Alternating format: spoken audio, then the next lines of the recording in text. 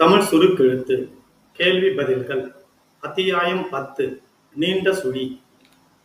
கேள்வி 46. நீண்ட சுழி ஸ்தா எழுதப்படும் முறையினை உதாரணங்களுடன் விளக்குக. சாசா சுழியைப் போல வார்த்தைகளின் ஆரம்பத்தில் வருகின்ற ஸ்தா என்பதை காட்ட அது எந்த மெய்க்குறியோடு போய் சேருகிறதோ அதன் பாதியிலிருந்து ஒரு நீண்ட சுழி சேர்த்து எழுதப்படும். எடுத்துக்காட்டு: ஸ்தூபி, ஸ்தானம். ஸ்தாவை தொடர்ந்து சுழி அல்லது கொக்கியுள்ள மெய்க்குறிகள் வந்தால் ஸ்தா நீண்ட சுழியை போடாமல் முழுவதும் எழுதப்படும். எடுத்துக்காட்டு: ஸ்தாயி, ஸ்தானு. நடுவில் எழுத வாகாக இருந்தால் நீண்ட சுழி ஸ்தா எழுதப்படும். எடுத்துக்காட்டு: புஸ்தகம், கஸ்தூரி. ஒரு வார்த்தையின் கடைசியில் உயிரொலி வந்தால் உயிர்க்குறியை போட கடைசியில் ஒரு கோடு இருக்க வேண்டியது அவசியம். ஆதலால் கடைசியில் ஸ்தாவுடன் உயிரொலி சேர்ந்துவிட்டால் பெரும்பாலும் நீண்ட சுழியை உபயோகப்படுத்தாமல் முழுவதுமே எழுதப்படும். எடுத்துக்காட்டு: கிஸ்தி, ஜாஸ்தி.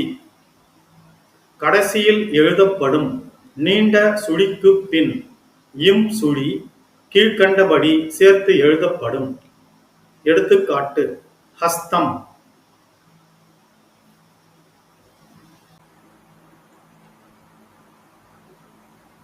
கேள்வி 47. நீண்ட சுழி ஸ்தர் எழுதப்படும் முறையினை உதாரணங்களுடன் விளக்குக. ஸ்தர் என்பதை காட்ட அது எந்த மெய்க்குறியோடு போய் சேருகிறதோ அதன் 2/3 பாகத்திலிருந்து ஒரு நீண்ட சுழி சேர்த்து எழுதப்படும்.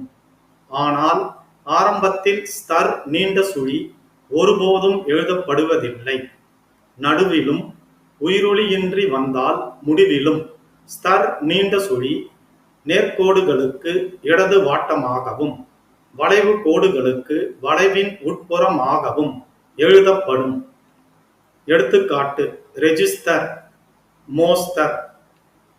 கடைசியில் எழுதப்படும் நீண்ட சுழிக்கு பின் இம் சுழி கீழ்க்கண்டபடி சேர்த்து எழுதப்படும்.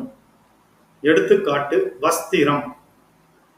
கடைசியில் நீண்ட சுழி போட்ட வார்த்தைகளுக்கு பின் பன்மை விகுதியாகிய கல் வந்தால் நீண்ட சுழிக்கு வெளியே ஒட்டினார் போல ஒரு சிறு கோடு எழுதப்படும். எடுத்துக்காட்டு: வஸ்திரங்கள், வஸ்திரங்களும்.